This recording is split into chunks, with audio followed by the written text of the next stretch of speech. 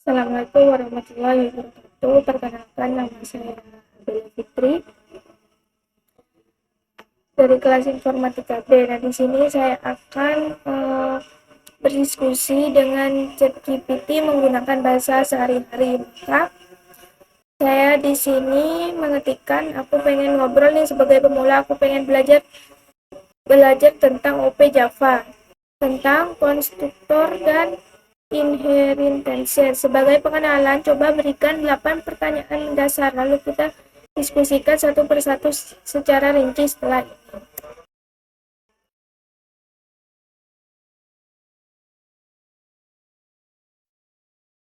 Nah, setelah ini muncul 8 pertanyaan, kita copy saja.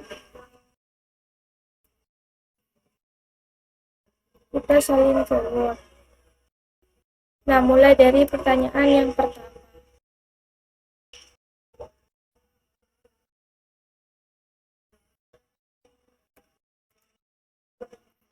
Apa itu OOP? Object Oriented Programming di Java. OOP di Java adalah paradigma pemrograman yang berfokus pada penggunaan objek dan kelas. Dalam OOP, kode diorganisir dalam unit-unit yang disebut objek, yang masing-masing dapat menyimpan data dan memiliki perilaku tertentu. OOP bertujuan untuk membuat program lebih modular, mudah dipelihara, dan lebih mudah dikembangkan seiring waktu. Beberapa konsep dasar dalam OOP di Java adalah kelas. Ini adalah blueprint atau cek biru untuk objek.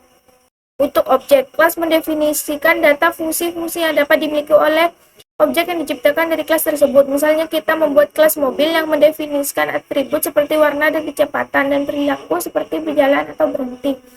Objek ini adalah instanse atau contoh nyata dari kelas. Jika kelas adalah cetak biru, maka objek adalah rumah yang dibangun berdasarkan cetak biru itu. Misalnya objek mulai dari menjadi mobil tertentu, seperti A dengan warna merah dan kecepatan 100 km per jam.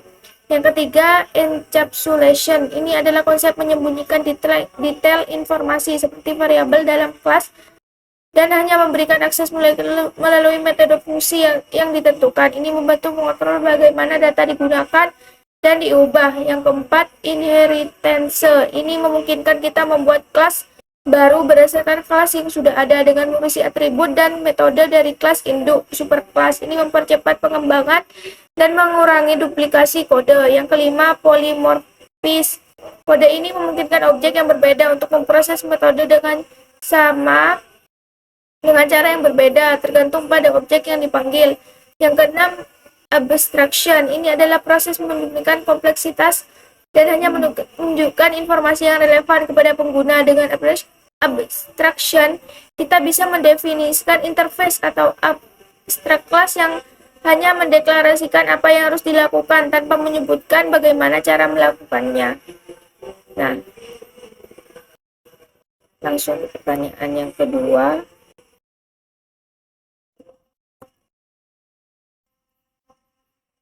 Apa itu kelas dan objek dalam OOP? Kelas adalah blueprint atau cetak biru dari sebuah objek.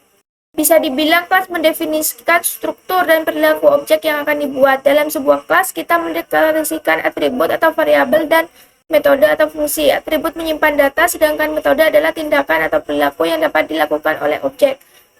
Seperti ini contohnya. Di sini mobil adalah kelas yang memiliki dua atribut, warna dan kecepatan, dan dua metode, berjalan dan berhenti. Objek adalah instansiasi atau contoh nyata dari kelas. Jadi setelah kita mendeklarasikan kelas, kita bisa membuat objek berdasarkan kelas tersebut. Setiap objek yang dibuat akan memiliki data yang berbeda. Nilai atributnya bisa berbeda-beda meskipun mereka semua berasal dari kelas yang sama. Kita bisa membuat banyak objek dari kelas yang sama dan masing-masing objek itu bisa memiliki nilai atribut yang berbeda. Seperti ini contohnya.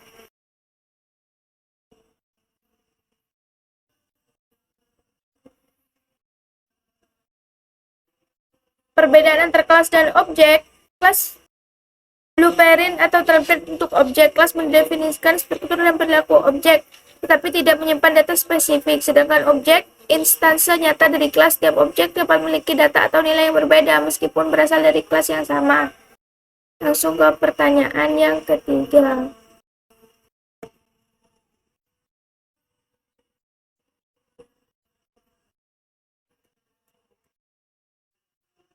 Apa itu konstruktor dalam Java? Bagaimana cara kerjanya?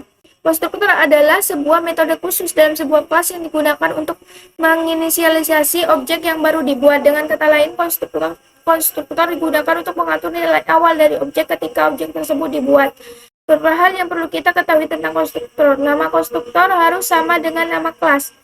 Konstruktor tidak memiliki tipe data, tidak ada void karena konstruktor hanya bertugas untuk inisialisasi objek. Konstruktor akan dipanggil secara otomatis ketika kita membuat objek baru dari kelas. Cara kerja konstruktor: setiap kali membuat objek dari kelas, konstruktor akan dipanggil secara otomatis untuk mengatur nilai awal objek tersebut. Jika tidak ada konstruktor yang didefinisikan di dalam kelas, Java akan menyediakan konstruktor default yang kosong tanpa parameter. Contoh konstruktor. Di sini kita memiliki konstruktor mobil yang tidak memiliki parameter dan akan memberikan nilai default untuk atribut warna dan kecepatan setiap kali objek baru dibuat. Yang kedua, konstruktor dengan parameter. Dengan konstruktor ini, saat kita membuat objek mobil, kita bisa langsung memberi nilai untuk atribut warna dan kecepatan.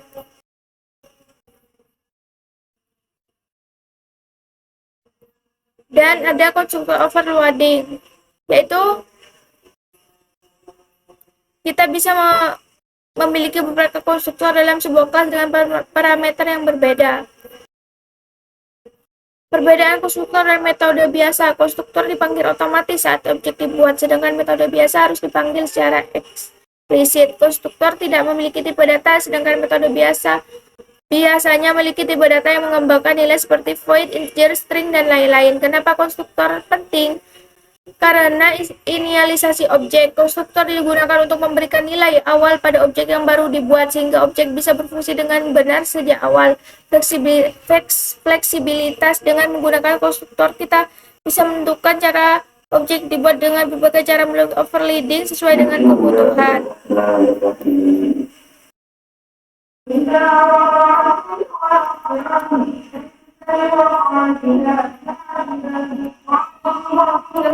Yang ke nomor 4, kenapa konstruktor penting dalam OOP?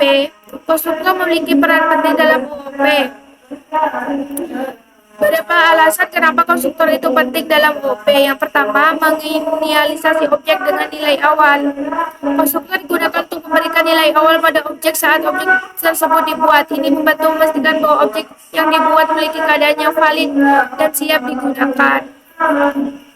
Nah, yang kedua, menyederhanakan proses pembuatan objek. Tanpa konstruktor, kita perlu membuat objek dan kemudian memanggil metode untuk mengatur atribut satu persatu. Ini bisa memakan waktu dan membuat kode lebih panjang. Konstruktor menyederhanakan proses ini karena objek bisa langsung diinisialisasi dengan nilai yang tepat saat dibuat. Yang ketiga, encapsulation dan keamanan data. Konstruktor membantu dalam encapsulation atau penyembunyian detail implementasi. Dengan menggunakan konstruktor, kita bisa memastikan bahwa data hanya diubah melalui cara yang benar.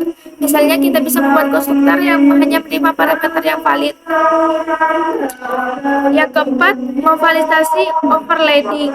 Java mendukung konstruktor overloading yang memungkinkan kita untuk mendefinisikan beberapa konstruktor dalam satu kelas dengan parameter yang berbeda. Ini memberikan fleksibilitas lebih ketika membuat objek karena kita bisa memilih cara terbaik untuk menginisialisasi objek tergantung pada situasi atau data yang tersedia. Yang kelima, mempermudah pemrograman berorientasi objek.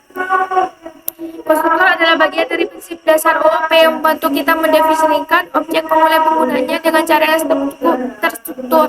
Konstruktor mendukung prinsip abstraksi dengan menjumlahkan detail implementasi dari objek, dan encapsulation dengan menjaga data objek tetap valid. Tanpa konstruktor, kita akan kesulitan untuk membuat objek dengan nilai-nilai yang tepat, dan program kita bisa menjadi lebih rentan terhadap kesalahan. Yang keenam, menghindari kesalahan pemrograman. Dengan menggunakan konstruktor, kita bisa memastikan bahwa objek hanya bisa dibuat dalam keadaan konsisten dan valid. Jika konstruktor tidak ada, kita bisa saja membuat objek dengan nilai atribut yang tidak diinginkan atau tidak valid. Konstruktor mengurangi kemungkinan terjadinya kesalahan seperti itu. Yang ketujuh, memungkinkan pemrograman yang lebih fleksibel dan reusable.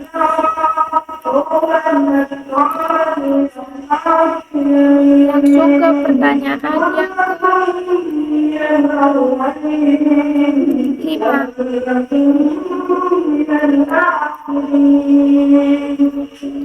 Apa inheritance dalam OOP dan kenapa kita membutuhkannya?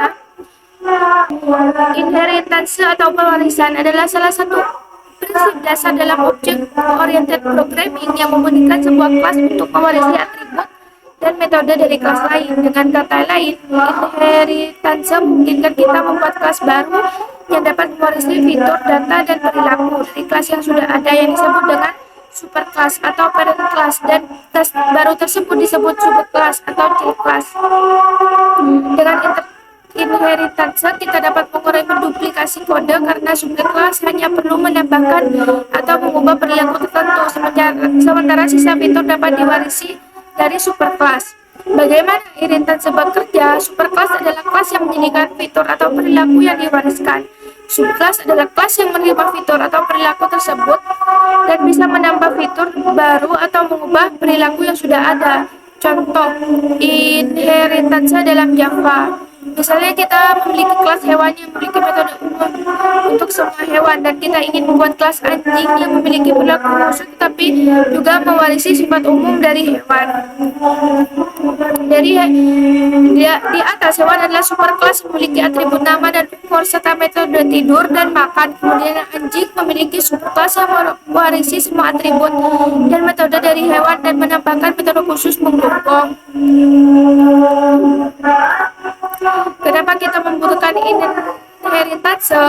Yang pertama, mengurangi duplikasi kode. Dengan inheritance kita bisa menulis kode yang lebih modular dan terorganisir. Kita tidak perlu menulis ulang kode yang sama di setiap kelas baru yang ingin kita buat. Cukup dengan mewarisi dari kelas yang sudah ada, kita bisa menggunakan kembali kode yang ada. Yang kedua, meningkatkan reusability. Inheritance memungkinkan kita untuk menggunakan kembali kode dari superclass tanpa menulis ulang. Dengan membuat kelas yang umum dan kemudian membuat subclass untuk fitur lebih spesifik, kita bisa mempercepat pengembangan.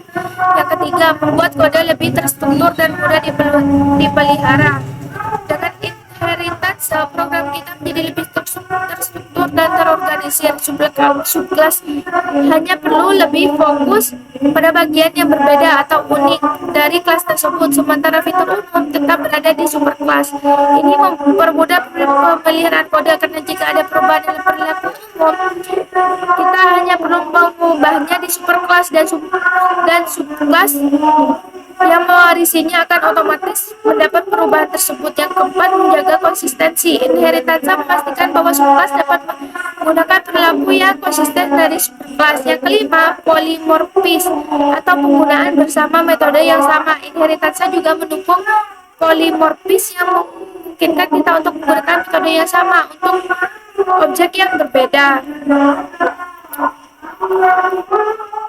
Soal yang nomor 6.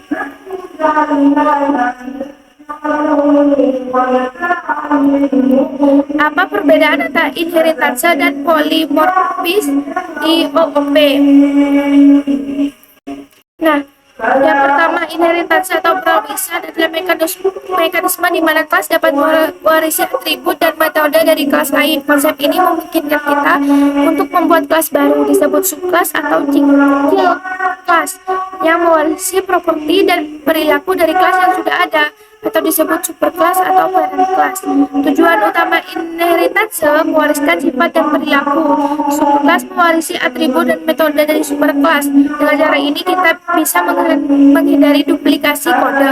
Yang kedua, mengorganisir dan memodularisasi kode menggunakan superclass sebagai dasar dan subclass untuk spesifikasi lebih lanjut. Contoh inheritance dengan nama hewan.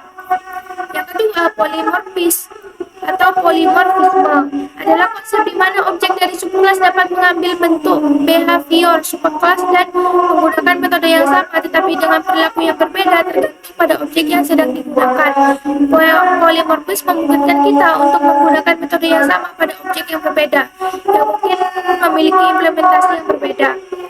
Polimorfis terbagi menjadi dua jenis utama. Yang pertama, compile type polymorphism atau method overloading yang terjadi pada saat kompilasi ketika kita mendefinisikan beberapa metode dengan nama yang sama tetapi dengan parameter yang berbeda. Kedua, runtime polymorphism atau method overriding polymorphism yang terjadi saat program dijalankan ketika subclass mendefinisikan implementasi baru untuk metode yang ada di superclass.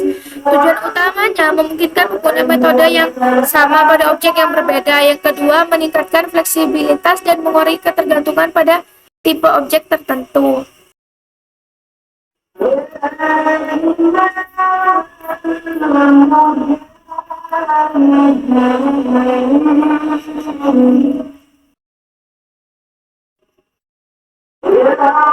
Bagaimana cara mengoverride metode di Java?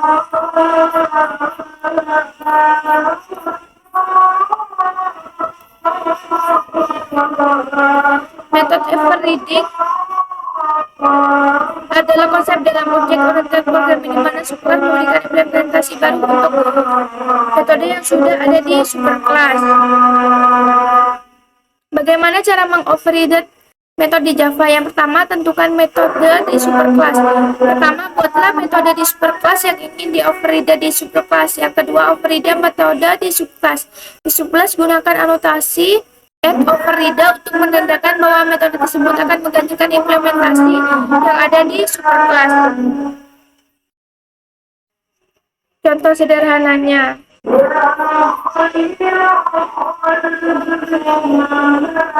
mengapa kita menggunakan metode overriding? Yang pertama, memberikan implementasi spesifik di subclass. Overriding memungkinkan subclass untuk memberikan implementasi yang lebih spesifik untuk metode yang ada di superclass. Yang kedua, polymorphism. Method overriding memungkinkan polymorphism di mana kita bisa menggunakan referensi superclass, tapi objek yang sebenarnya menentukan perilaku yang berbeda pada saat runtime. Ini membuat kode menjadi lebih fleksibel dan dapat diperluas.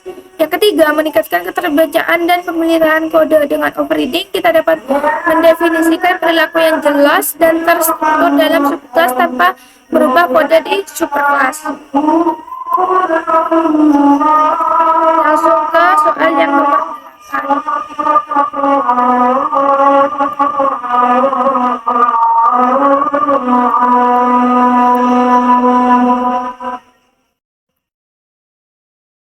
Apa itu super keyword dan bagaimana cara menggunakannya dalam inheritance? Super adalah sebuah keyword yang digunakan untuk merujuk pada objek superclass dari suatu kelas. Super sering digunakan dalam konteks inheritance untuk mengakses anggota superclass seperti variabel dan metode. 2. Memanggil konstruktor dari superclass. Penggunaan super dan dalam inheritance. 1. Mengakses metode atau variabel dari superclass. Jika subclass memiliki metode atau variabel dengan nama yang sama dengan superclass, misalnya terjadi shadowing atau overriding, maka kita dapat menggunakan user untuk merujuk pada metode atau variabel yang ada di superclass, bukan yang ada di subclass. Yang kedua, memanggil konstruktor superclass. Kita bisa menggunakan super untuk memanggil konstruktor dari superclass ini. Biasanya digunakan dalam konstruktor subclass untuk menginisialisasi bagian dari superclass. Contoh penggunaan super dalam inheritance. Yang pertama, mengakses metode dan variabel superclass. Misalnya kita memiliki kelas hewan super sebagai superclass dan anjing sebagai subclass. Keduanya memiliki variabel dan metode dengan nama yang sama. Penjelasan kode. Variabel nama di dalam kelas anjing adalah variabel nama yang men-shadow variabel nama di kelas hewan. Dengan menggunakan super dan nama, kita dapat mengakses variabel nama yang ada di kelas hewan meskipun ada variabel dengan nama yang sama di anjing. Metode suara. Begitu pula di kelas anjing, kita override metode suara yang ada di kelas hewan, namun dengan menggunakan super.suara kita memanggil metode suara yang ada di kelas hewan. Yang kedua, memanggil konstruktor dari superclass. Saat kita membuat objek dari subclass, kita sering ingin menginisialisasi atribut yang diwarisi oleh superclass. Di sini setelah super digunakan untuk memanggil konstruktor superclass. Penjelasan kode. Konstruktor di superclass hewan memiliki konstruktor yang menerima parameter nama dan menginisialisasi atribut nama. Dua, konstruktor di subclass. Di dalam anjing kita menggunakan super nama untuk memanggil konstruktor dari superclass dan menginisialisasi atribut nama yang diwarisi dari superclass. Ringkasan penggunaan super dan identase. Super digunakan untuk mengakses anggota dari superclass, variabel, atau metode.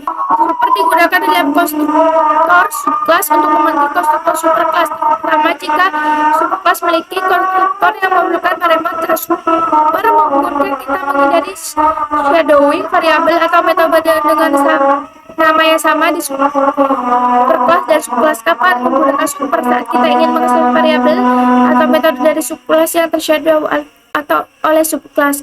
Kita perlu memanggil konstruktor dari superclass untuk menginisialisasi bagian superclass. Perbedaan antara this dan super. This digunakan untuk merujuk pada objek saat ini, instansi dari kelas itu sendiri. Upper digunakan untuk merujuk pada objek superclass atau kelas induk. Mungkin itu saja dari 8 pertanyaan yang telah saya bahas dengan ChatGPT.